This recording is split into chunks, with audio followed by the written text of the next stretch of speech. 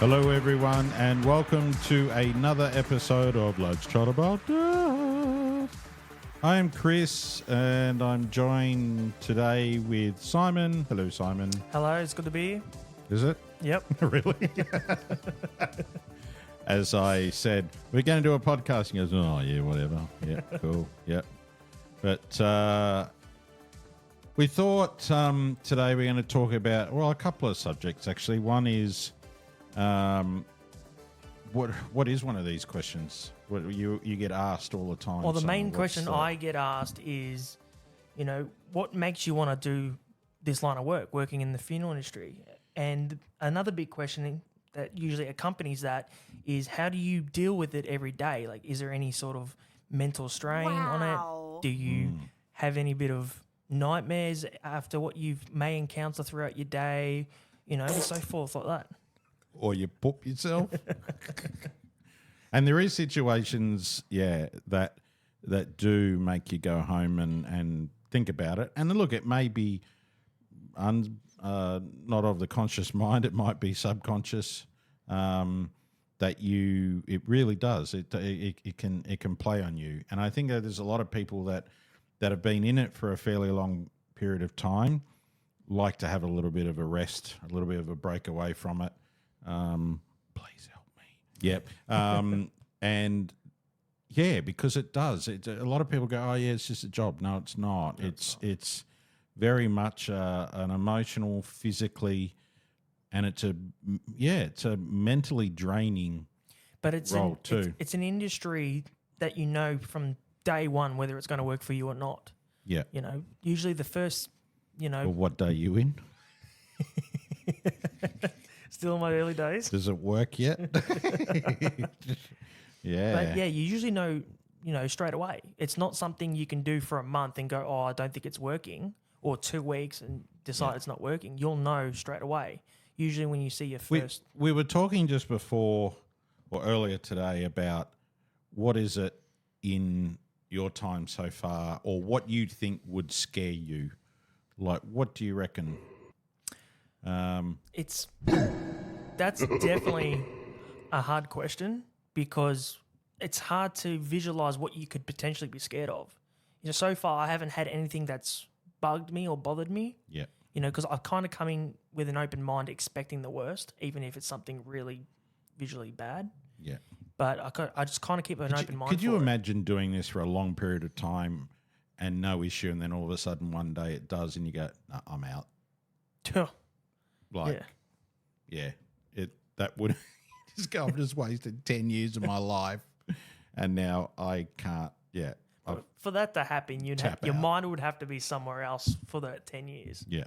It surely would. But I'm sure within that 10 years, you haven't come across something that you haven't, not prepared for. Yeah. But going back on your question, the one thing that would probably catch me off guard, I don't know if it would scare, but if there was like a vehicle accident, like a motorcycle accident, and there was a decapitation, possibly.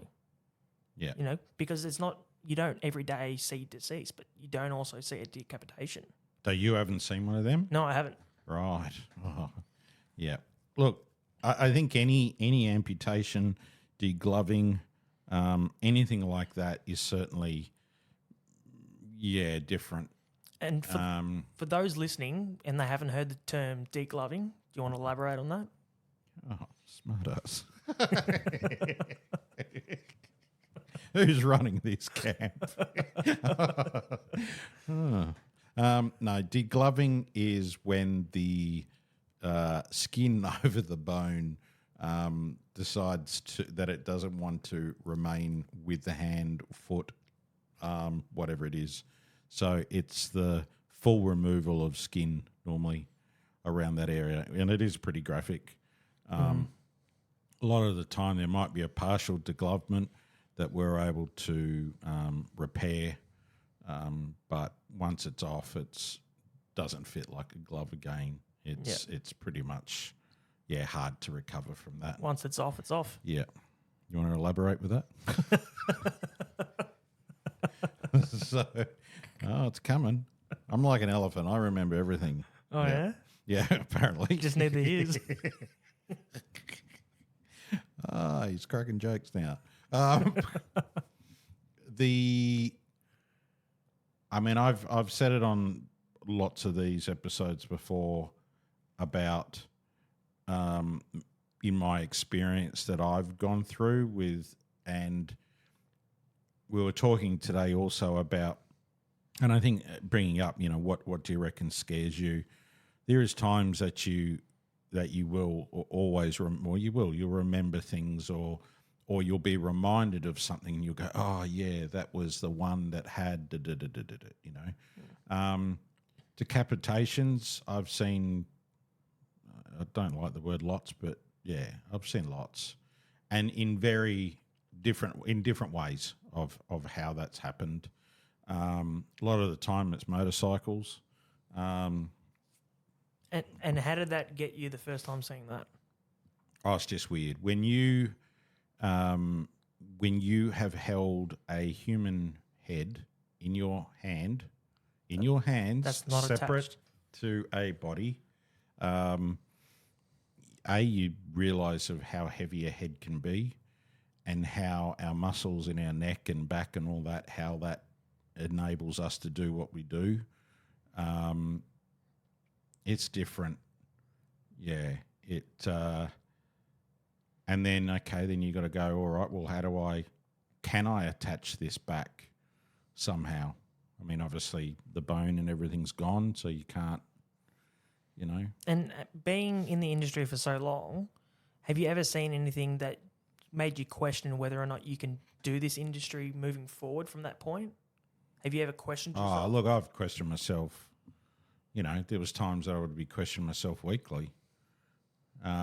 Because of the pressures of things, but also you got to remember when I first started that a lot of that organisation and all that was pretty old school, and blokes don't show emotion, and at your job, you can't cope with it, then move on. There was no such thing as, I have a mental health day, or, are you feeling okay? And it's like, no, you never had any of that. So I reckon if it wasn't for a couple of people, then possibly I may not have maintained. Yeah. Because I wanted to understand it. Why? How does that happen? Like, tell me what. Yeah, your curiosity kicks in. But yeah, there's and how it questions if you have a faith of any description. It questions that. Questions, morals, beliefs, all of that. Like, we can't. Doesn't matter what we think and how we feel. It's a whole new ball game when you're in this industry. Very different, very, very different. I guess with the Bali side of things, Bali bombings, the fires, the tsunamis, and seeing different conditions, and seeing bodies in states that you may not have ever seen before. A lot of the stuff that the public doesn't get to see or hear about. And we, like, even to the point of, the gangland, or the actually physically seeing one of those people, or, someone that's been on the news and has a gunshot, and you get the opportunity of touching that person or working on that person, even to the point of repairing the gunshot hole. Like that is just that. It's a whole nother level. And then the public or the family get to just see the end result, not how raw they were at the time. Whereas we go from the beginning all the way through to the final end bit, and then we get to see before and then after. Yeah. Look, there's some people that have been in the industry for a short period of time and have never seen anything out there. It's just been fairly run-of-the-mill, simple type funerals or deaths. And then you're going to get organisations that are getting all the big, cases, and those families or those people involved are then open to that. They don't have a choice. That's it. But most of those people don't last. They don't last. Well, you know fairly quickly. Yeah. It's not like I said before, it's not something you can decide after 3 weeks and go, no, I think it's affecting me. It may take longer because some people may see something and be like, oh, I'm fine with it. Yeah. But then over time that they dwell on that, Yeah. especially when they sleep at night, if they have restless sleeps or anything, You or if know, they start having like, I mean, nightmares even for those that listened to the Bali versus Australia one the other day, and bringing it up with you today, Simon, about, what would have to have been one of the worst you've seen type of thing, and that one was one of them. And I think it was because of the situation, the scenario, and, I guess to go back to original question is, I don't know how you can do this job. Well, how do you answer that? How do you answer that to people? It's definitely hard, but usually what I like to say to people who ask that question is that at the end of the day, that loved one is in a state where they can't care for themselves anymore, and their family can't help them either. Yeah. So that's where we come in to try and ease the family's grief, but also give dignity and respect to the one that passed, and try and give them their final wash. Listen or to final him, dressing. the old wise one. But that's what it is. That's pretty much how I look at it. We are in a position where we can do something. Yeah. And if we can do something to help someone else, then we're helping technically multiple parties here. Yeah, We're helping that's the right. deceased, and then we're helping the family. Yeah. And going forward, the family might have a really good experience with what they've gone through throughout the whole journey of losing a loved one. Yeah. And we could actually help their mental state deal with that during the grief definitely. process. Yeah.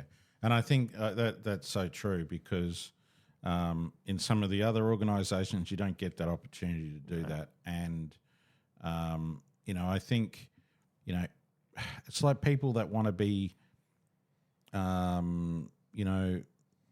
garbos or street sweepers or, I don't know, like builders and labourers, and why? What's the purpose? There's Can't always a always reason. be the dollars. I mean, dollars opens up a whole lot of things. Oh, that's paying 20 grand more a year. I'll do that. But they may not have the love for it.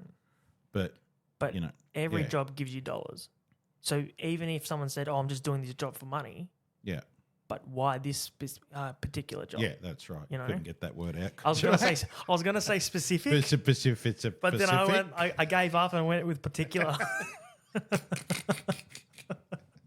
That's why we do what we do. That's why we're funeral directors, because we can't spell and talk. Oh, geez. No. And look, there's a lot of people that have, that have said, what do we need to study to get into this industry? You don't really need to study anything. Studying is more of a booster. It's more of an eye opener to what you could potentially be getting into. Yeah. But everything you study. But where are the books coming from? America. Yeah. So, Our practices are similar, but there's a few tweaks. yeah, a lot of the time it's all big grand things. That's why we don't have drive-through viewings in Australia, like they do Yeah, that would be weird. in the US, and it's got a purpose, and good on to them if they can do that. Can I take your order, please? Yeah, that's what it is. Can I have a side of naan? Or it's like you're with, going to the drive-ins or something. Yeah, my thing is, if you are lazy and you can't get out of your car, then there's a problem. If you're disabled and in a wheelchair, different story. Yeah, different. Yeah, But yeah. Maybe people are just too scared, and the only way they can do a viewing is in a metal-like coffin. Yeah. But yeah, people have always said that to us in, jobs. Like, how can you do it? That would haunt me. That would scare me. That would, it's education, people, and that's why we do these podcasts, is to educate people in that it's okay to be nervous about death, that it's okay to be unsure about what's going to happen. No one knows. No one's ever come back. No. Like when, Jesus was crucified and went to the rocky thing that he had, and then he said, "I'm coming back." He hasn't, and some of the other people, other gods and things like that. So, or even that's going to the a different different realm. But the whole people that leave here don't say, "Oh, I'm going to make sure I come back and I'm going to see you." They don't. No one ever talks that. But I'm just hoping that when we do leave, that we do catch up with these people again. Like a high school reunion. Yeah, it'd be a bit odd just going to a black void. Yeah, that's what I don't understand. Like I'm Christian and I believe in what I believe thought your in. name was Simon, but anyway. It'd be really ironic if I was called a Christian as well, wouldn't it? Hi, I'm Christian. I'm a Christian. Yeah, we know you're a Christian. No, Christian.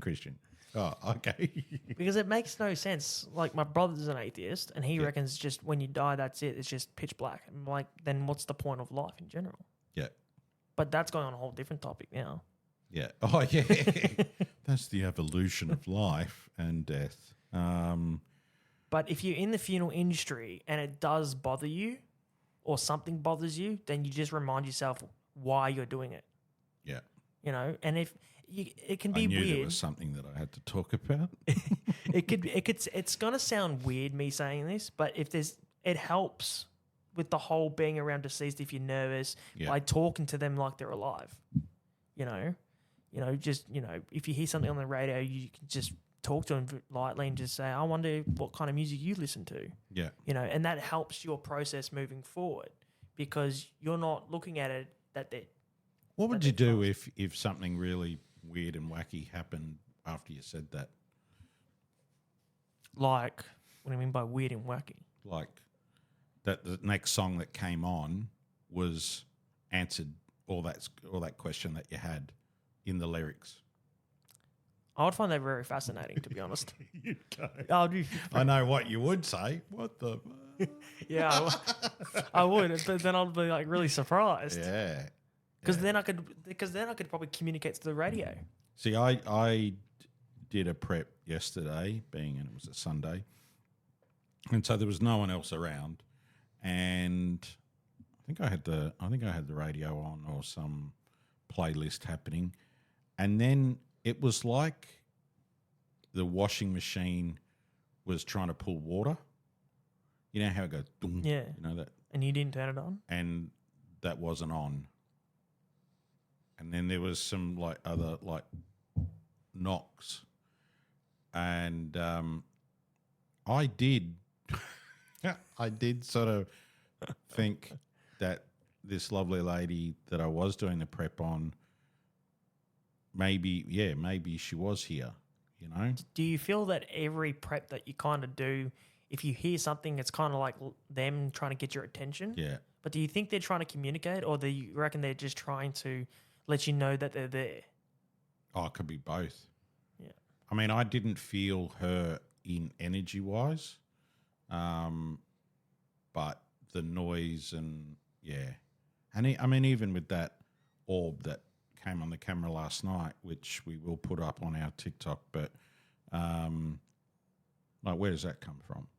Yeah. It's definitely not a bug. Oh, you'll get people saying that it's dust. Yeah, it's dust. That a big dust particle the size of a Just football. slowly, it's deciding that it just wants to creep slowly across the exact point of the camera. And then get to the end, back up to the wall, do a Yui, and then come back. Yeah, in multiple forms. This one dust molecule comes back. Yeah. Polycule. Yeah, that is a molecule that's turned into a polycule. See, I can't even pronounce it now. See, yes. Look, I this industry is so different, but yeah, you love it or you dislike it. It's either one or the other, but you can't. It's very rewarding. Yeah. And I'm not talking money-wise. Yeah. No, because that's pretty average. Well, it doesn't matter with everything going up nowadays. No matter what you got paid, you'll have nothing left at the end of the day. long as you can feed your family Yeah, and that's put a it. roof over your head, you're all safe. Now, do you have any other questions? Great question. Well, I don't know if it's a great question, but a lot of people are still going on about qualifications. They're still going Yeah. on, how do you get into it? You know, because they see all the media side of things saying Yeah. that you need to go to uni and you need to do this and you Yeah. need to do that. But most of it is on the job training. Yeah, And you can go with the big corporate companies, yeah, but you'll find yourself in just one position and that's all you do. And there's Yeah. no flexibility or rotating into different departments. no, don't go in that mortuary.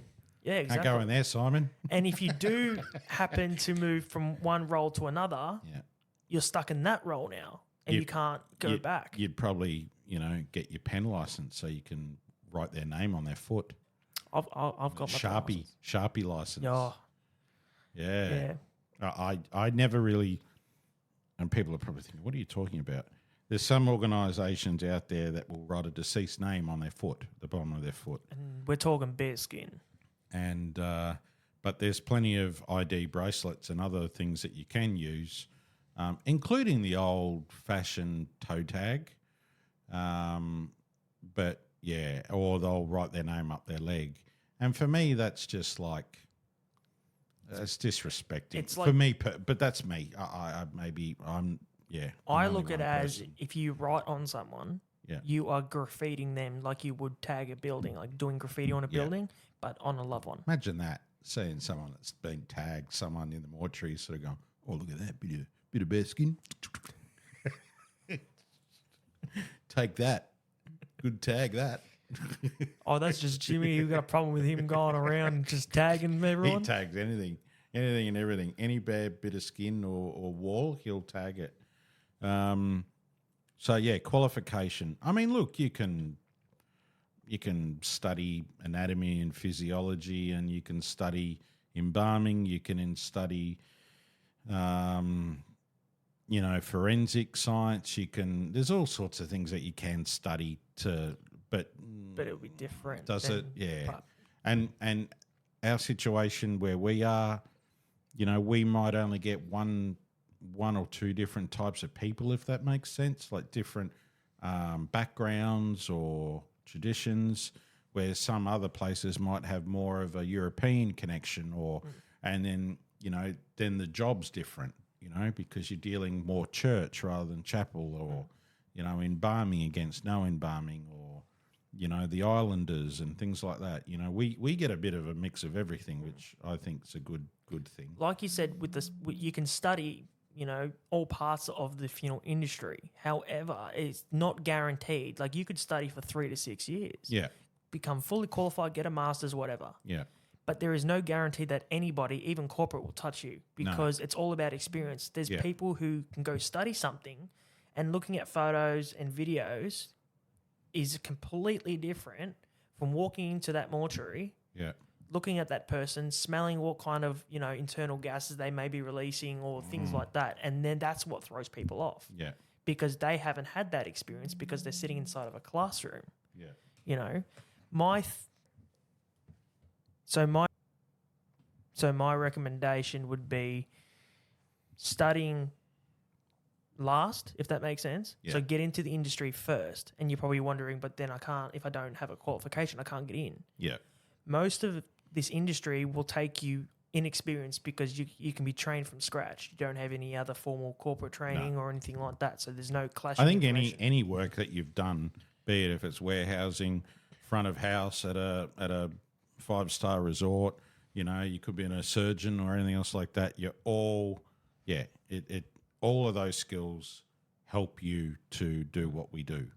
Exactly. Yeah. But instead of spending thousands of dollars on a qualification and then getting that qualification, then getting into the industry and then seeing something you don't like and dropping out, that's probably a waste of money. This is why I say I recommend that you get into the industry first, see what it is, see what you have to do on a day-to-day Yeah. basis, deal with things. The funny thing's always been is majority of people want embalming. They I want to get in the mortuary. Yeah.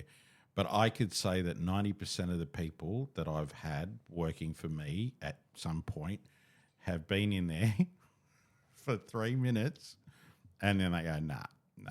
That dream of being a full-time embalmer, no. No. They'll do what they need to do, but it's the smell or it'll be the different ways of doing things that turn people right off Yeah, it. because it's quite invasive. Yeah. I wanted to become an embalmer, but then you helped me realize that there's not a lot of high demand for it. You don't really need to be an embalmer. to be Whereas honest. just studying mortuary science on how to, yeah, bring color back or, make someone look nicer pump or, them up a bit. yeah, Yeah. Like there's that's probably the thing you'd want to. there's go down. other non-invasive procedures that you can do with the body that you don't need embalming. Yep. And I knew of deceased that were just getting embalmed just for the sake of embalming them. It's like, yeah, but they've just spent 4.5 years on chemo and cancer, and now you're pumping more. Like, no, don't. You don't. Especially embalming's for long term. Like, it's not like if you had a funeral in 3 days' time, you wouldn't really go and embalm someone for that. That would be like 2 months down the track, or a month down the track, or even a week, 2 weeks. If you feel as though that body's going to deteriorate. But I don't think I've seen anyone here really that we haven't been able to view to a level.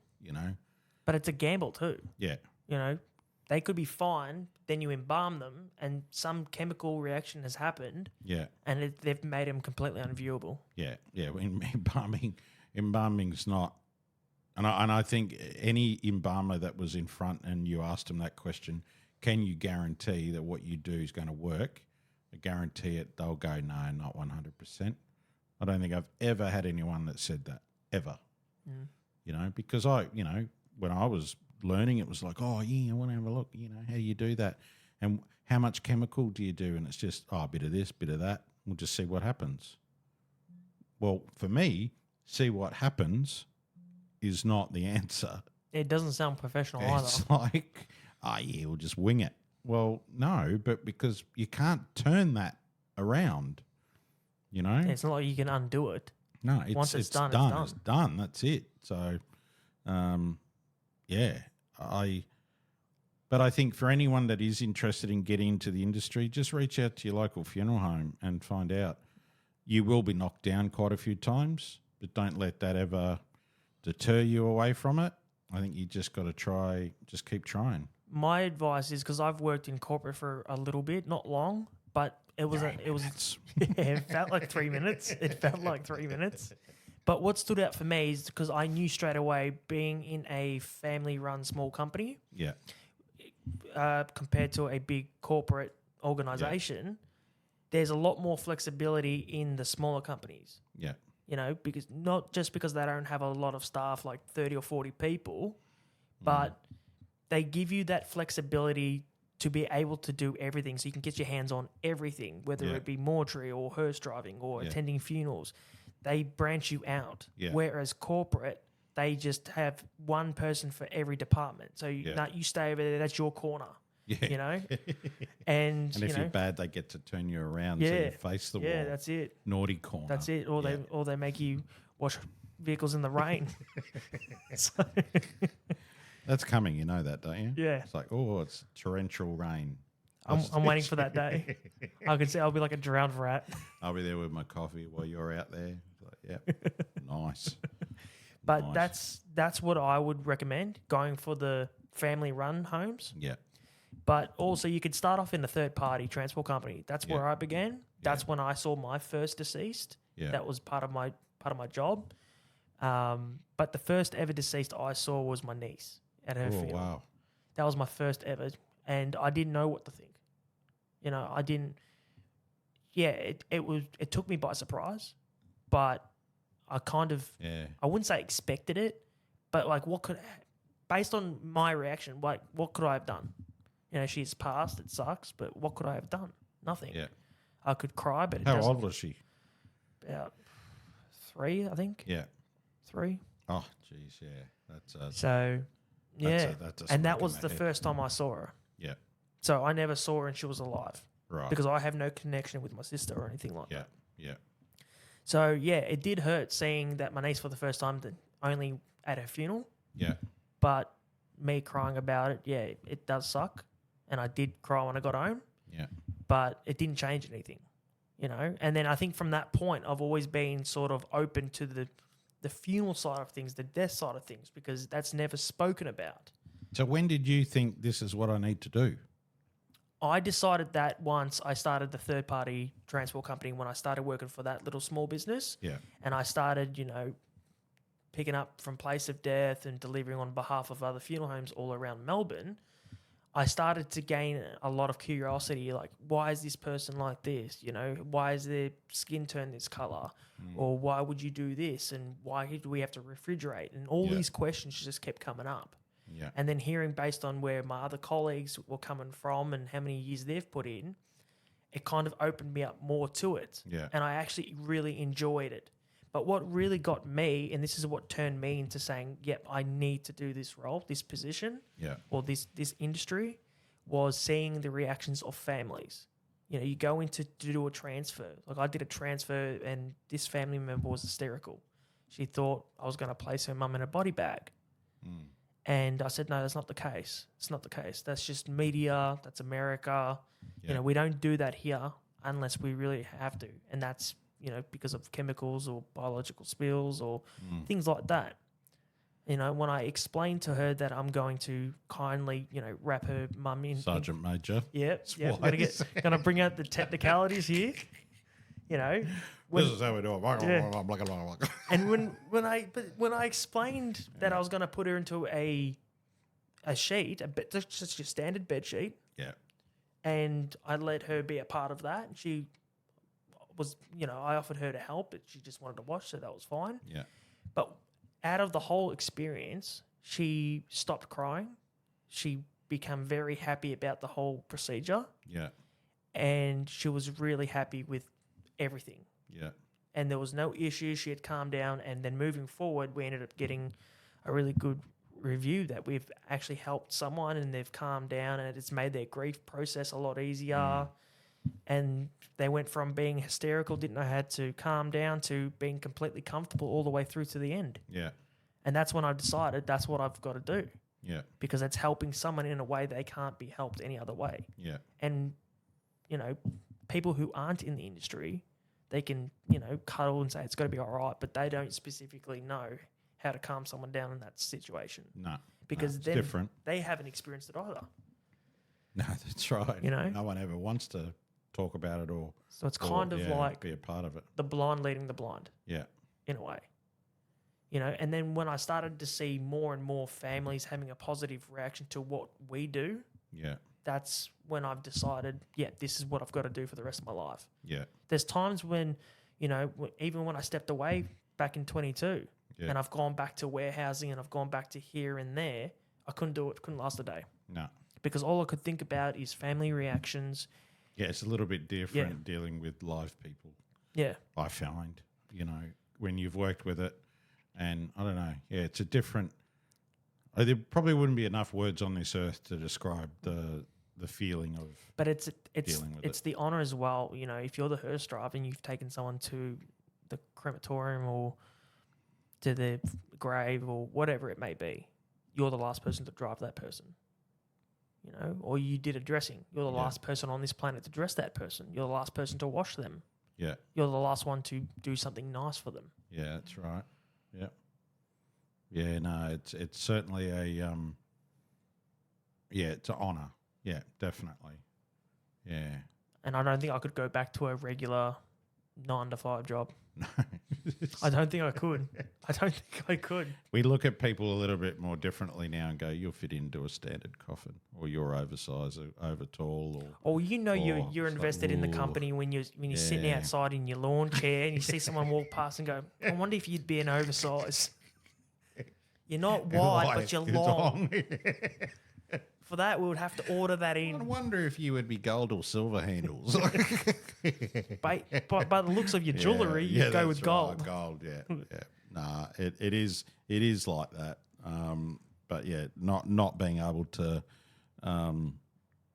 it's just dealing with the other side of normal. Yeah, once you're in this, yeah, it's a forever stay pretty Yeah. much. because even if you voluntarily walk out, you don't feel comfortable anywhere else. Yeah.